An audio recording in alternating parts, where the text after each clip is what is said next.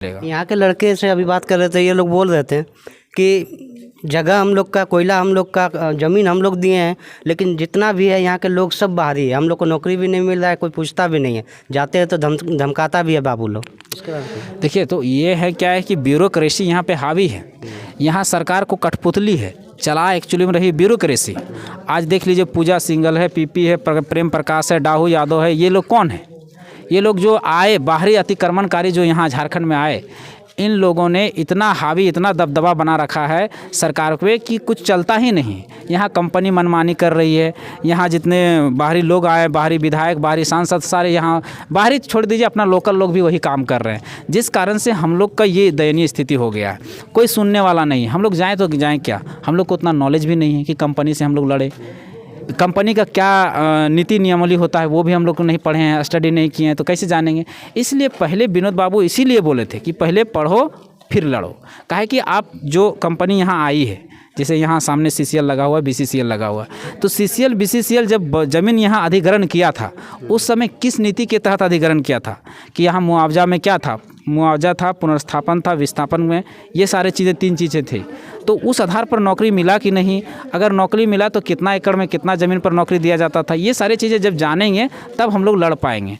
और ये चीज़ें जानकारी नहीं होने के कारण हम लोग लड़ नहीं पाते हैं।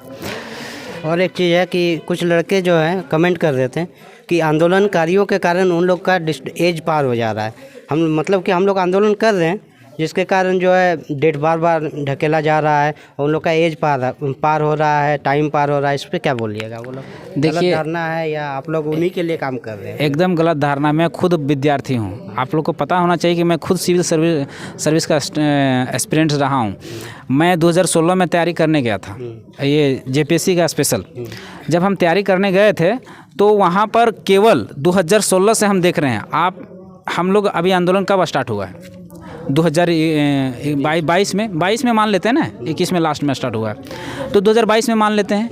इससे पहले JPSC का एग्ज़ाम 2016 में हुआ है। 2017 में काहे नहीं हुआ? 2018 में काहे नहीं हुआ? 2019 में काहे नहीं हुआ? 2020 में काहे नहीं हुआ? 2021 में काहे नहीं हुआ? 5 साल बाद एक एग्ज़ाम होता है। तो क्या हम लोग आंदोलन उस समय चल रहा था? अच्छा, CGL का एग्ज़ाम 2014 में हुआ है, अभी 6-7 साल हो गया, अभी तक CGL का एग्ज़ाम नहीं हुआ। क्या हम लोग आंदोलन के कारण रुका था? नहीं। सरकार की नीति स्पष्ट नहीं है, नियमावली स्पष्ट नहीं है, जिस कारण से ये हो रहा है। अच्छा ठीक है, जैसे JEE का एग्ज़ाम 8 साल से लटका हुआ, अब भी एग्ज़ाम हुआ, तो हमारे आंदोलन के कारण रुका हुआ था? नहीं भैया, हम उसी की लड़ाई लड़ रहे हैं कि हमारा अगर हर साल एग्ज़ाम हो तो उम्र पार ही नहीं होगा। हम खुद 24 साल में तैयारी करने गए, आज 29 साल हो गया, 5 साल मेरा भी बर्बाद हो गया, तो हम किसको दोषी ठहराएं? सरकार को ही दोषी ठहराएंगे। हम खुद पीड़ित हैं और हम किसी के बच्चा का भविष्य का बर्बाद करने चलेंगे? नहीं चलेंगे। हम लोगों ने इस शोषण को देखा, इस जुल्म को देखा, ऐसे प्रताड़ित हो रहे हैं हमारे छात्र, हम खुद बर्बाद हो गए, हमारी खुद पे उम्र निकली जा रही है, तो हम दूसरा के कैसे बर्बाद करेंगे?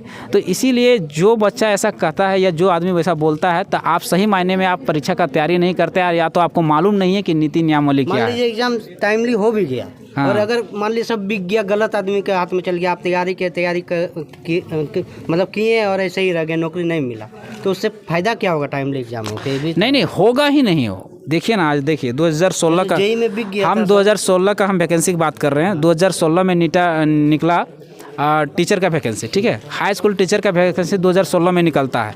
आज तक वो 2018 में एग्ज़ाम हुआ, एग्ज़ाम होने के बाद वो हाई कोर्ट जो गया, हाई कोर्ट से सुप्रीम कोर्ट गया, और आज तक वो ज्वाइनिंग नहीं ले पाया है। तो उसमें हमारा क्या दोष है? दोष तो सरकार की है ना, क्योंकि नीति नियमावली स्पष्ट नहीं है। वही 13 और 11 जिला में जो बांटा गया था, वही मुद्दा को लेकर वहाँ अटका पड़ा है। क्यों? क्योंकि स्थानीय नीति परिभाषित ही नहीं था। 13-11 जिला में बांट दिया, जाके सुप्रीम कोर्ट में मामला अटक गया। इसीलिए एक बार के जितने भी छात्र हैं जो ऐसा सोचते हैं, वो गलत सोचते हैं। जब तक स्थानीय नीति और नियोजन नीति स्पष्ट नहीं होती है, आप लाख माथा पटक लीजिए, वो कहीं ना कहीं वैकेंसी फंस के रह जाएगा। आप एग्ज़ाम दे लीजिएगा, आप सब कुछ कर लीजिएगा, लेकिन ज्वाइनिंग आपको कभी नहीं मिलेगा। आज देखिए ना, पंचायत सचिवालय का जो वैकेंसी था, उसका सारा मामला क्लियर था, खाली ज्वाइनिंग देना बाकी था, लेकिन सरकार रद्द कर दी। क्यों भाई? उसमें हमारा क्या हाथ है? आंदोलनकारियों का क्या हाथ है? उसमें तो आप एक शब्द भी नहीं बोले। वो सरकार की गलत नीति के कारण होता है, इसमें आंदोलनकारी का कोई दोष नहीं है। आंदोलनकारी का एक ही उद्देश्य के साथ है कि हमारा जो संसाधन जो लूट रहा है, हमारा जो संपदा जो खत्म हो रहा है उसके लिए स्थानीय नीति और नियोजन नीति परिभाषित हो और यहाँ के जो युवा हैं उनको सही रोजगार मिले, नौकरी मिले और उनकी भविष्य सुरक्षित हो। धन्यवाद। जोहार, जय झारखंड। तो बहुत बहुत धन्यवाद। ये थे मोतीलाल महतो जी। इनसे जितने टाइप का सवाल हो सकता था पूछने का कोशिश किया हम।